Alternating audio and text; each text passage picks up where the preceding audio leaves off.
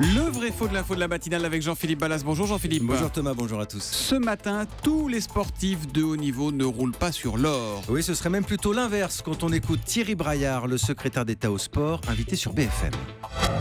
La très grande majorité des sportifs de haut niveau vivent dans la précarité, en deçà du seuil de pauvreté. La très grande majorité des sportifs de haut niveau qui vivent sous le seuil de pauvreté, c'est ce que dit le secrétaire d'État au sport. C'est vrai ou c'est faux, Jean-Philippe ?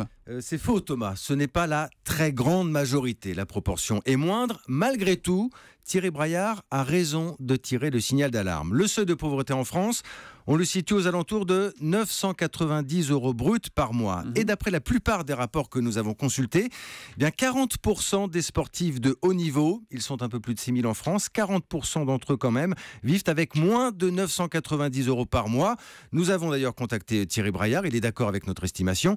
Dans certains cas, on descend même à moins de 500 € et pas de quoi cotiser donc à l'assurance vieillesse. C'est un peu contre-intuitif comme on dit, parce que quand on parle des sportifs de haut niveau, on a souvent l'image d'athlètes protégés avec beaucoup de contrats dans un cocon, tout ça là. Oui, sauf que quand ils ne sont pas salariés de leur club ou de leur fédération, et c'est rare qu'ils le soient, s'ils n'ont pas un emploi à côté, et c'est souvent incompatible avec des entraînements intensifs, eh bien ils se retrouvent effectivement dans une situation de grande précarité. Je vous donne un exemple concret, un sportif se blesse, eh bien ce n'est pas considéré comme un accident du travail, il n'aura pas de revenus de remplacement. Alors c'est vrai qu'on parle souvent des salaires des footballeurs, des tennismen avec Roland Garros et des gains énormes qui est là-bas, mais c'est une partie infime tout ça.